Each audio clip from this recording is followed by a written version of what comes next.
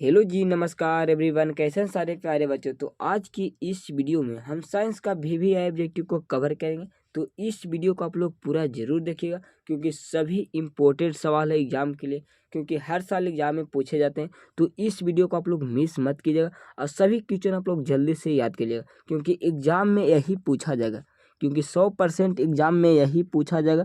तो सभी क्वेश्चन को आप लोग जल्दी से याद कर लिएगा और फिर नहीं है तो दोस्तों के पास एक बार ज़्यादा से ज़्यादा शेयर कीजिएगा, क्योंकि सभी दोस्तों के पास जाना चाहिए। इस वीडियो को ज़्यादा से ज़्यादा आप लोग शेयर कीजिएगा। तो अब क्वेश्चन की ओर चलते हैं, ज़्यादा देर मत करते हैं, क्वेश्चन की ओर चलते हैं।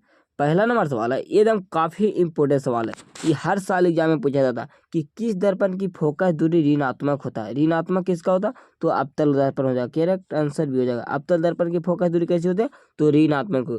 अगर पूछ जाएगा कि धनात्मक किसका होता है, धनात्मक किसका होता है, तो उत्तल का कैसा होता है? धनात्मक होता है। याद रखिए, ये दोनों एग्जाम के लिए इंपॉर्टेंट सवाल है, तो आप लोग दोनों याद रखिएगा। नहीं याद हो तो आप लोग कॉपी में नोट कर लीजिएगा, और याद है तो आप लोग का बहुत बढ़िया, नहीं याद है तो एक बार कॉपी में नोट कर लीजिएगा। तो चलते हैं अगले सवाल की ओर। ये सभी एग्जाम के लिए इंपॉर्टेंट सवाल लेकर आए। दूसरा सवाल है कि दर्पण की फोकस दूरी f और वक्रता त्रिज्या r में क्या संबंध है। r में क्या संबंध है? तो f बराबर क्या होता है? f बराबर r बटा क्या होता है? 2 होता है। तो करेक्ट आंसर बी हो जाएगा। इसका आंसर करेक्ट आंसर बी, क्योंकि हर साल एग्जाम में पूछा जाता है। एकदम सभी मोस्ट इंपोर्टेंट क्वेश्चन है, एकदम मोस्ट इंपोर्टेंट क्वेश्चन, तो आप लोग याद रखिएगा। ये सब 2025 में आप लोग को देखने को मिलेगा, तो सभी क्वेश्चन आप लोग जल्दी से याद कर लीजिए। तो चलते हैं अगले सवाल की ओर। अगला सवाल है कि समान दृष्टि के लिए स्पष्ट दृष्टि के न्यूनतम दूरी है। न्यूनतम दूरी पूछा गया। क्या पूछा गया? आप लोग क्वेश्चन को बढ़िया से पढ़िएगा, क्या बोला गया है और क्या बोला नहीं गया। आप लोग क्वेश्चन को बढ़िया से समझिएगा, क्योंकि अपने आप आंसर निकल जाएगा। तो इसका आंसर क्या, इसका क्या हो जाएगा? न्यूनतम दूरी पूछा गया, तो न्यूनतम दूरी क्या हो जाएगा? तो 25 सेंटीमीटर हो जाएगा। करेक्ट आंसर क्या हो जाएगा? बी हो जाएगा।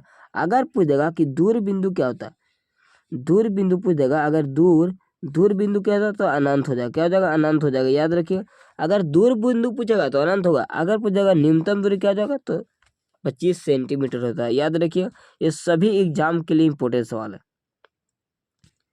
अगला ना सवाल है कि श्वेत प्रकाश का कौन सा रंग किसी प्रिज्म से गुजारने के पश्चात सबसे कम झुकाव होता है। सबसे कम झुकाव किसका होता है?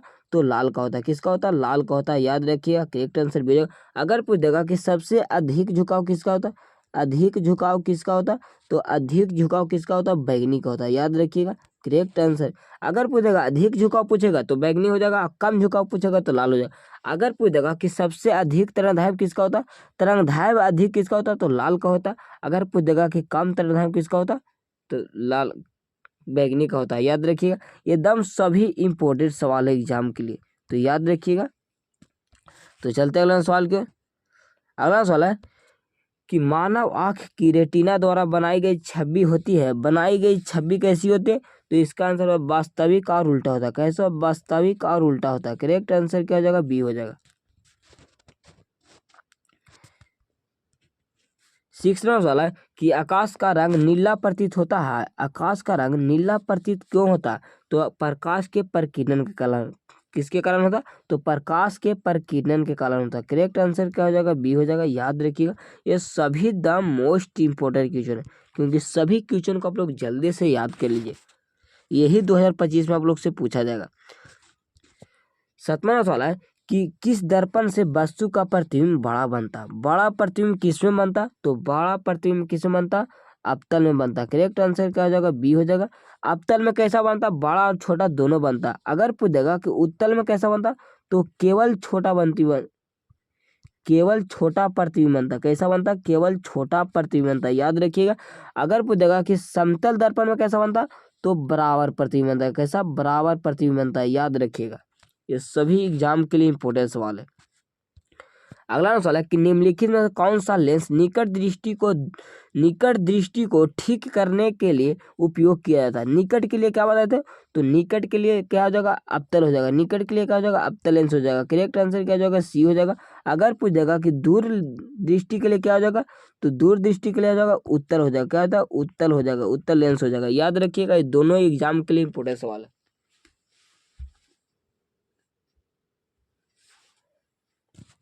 ये सभी मोस्ट इंपोर्टेंट क्वेश्चन लेकर आए एग्जाम के लिए। अगला ना सवाल है कि निम्नांकित में कौन उपकरण विद्युत धारा की उपस्थिति को दर्शाता है। विद्युत धारा की उपस्थिति के कौन दर्शाता तो इसका आंसर होगा गैल्वेनोमीटर हो जाएगा। गैल्वेनोमीटर हो जाएगा। क्या हो जाएगा? गैल्वेनोमीटर हो जाएगा। करेक्ट आंसर ही हो जाएगा, याद रखिएगा।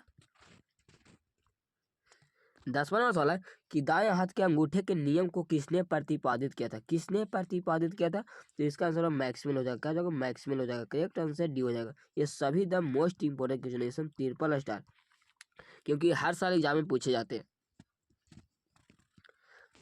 11वां सवाल कि विभवांतर का ये समात्रक होता है। विभवांतर का ये समात्रक क्या होता है? तो बोल्ट होता है। क्या होता है? बोल्ट होता है। करेक्ट आंसर हो जाएगा। अगर पूछेगा कि प्रतिरोध का ऐसा मात्रक क्या होता है? प्रतिरोध का ऐसा मात्रक क्या होता है? ओम हो जाएगा। अगर पूछेगा कि विद्युत धारा का ऐसा मात्रक क्या होता है? विद्युत धारा का ये समात्रक क्या होता है? तो एम्पियर होता है, याद रखिएगा। अगर पूछेगा आवेश का ऐसा मात्रक क्या होता है? आवेश का ऐसा मतलब क्या होता है? तो कूलाम होता है, याद रखिएगा। इस चारों एग्जाम के लिए इंपॉर्टेंट सवाल है, क्योंकि इसमें 2025 में इससे 2 सवाल पूछा जाएगा। कितना? 2 क्वेश्चन पूछा जाएगा। इससे फिक्स सवाल है, क्योंकि एसआई मात्रक से हर साल पूछा जाता है, 2 से 3 सवाल पूछे जाते हैं, तो याद रखिएगा। 12वां सवाल कि निम्नलिखित में से किस संयोजन द्वारा प्रतिरोध का मान बढ़ता है। प्रतिरोध का मान किसमें बढ़ता? तो श्रेणी क्रम में। किसमें? श्रेणी क्रम में होता है। करेक्ट आंसर ये हो जाएगा। अगर पूछेगा कि प्रतिरोध का मान किसमें घटता है, तो आप लोग इसका आंसर आप लोग कमेंट बॉक्स में दीजिएगा। तो चलते हैं अगले सवाल को।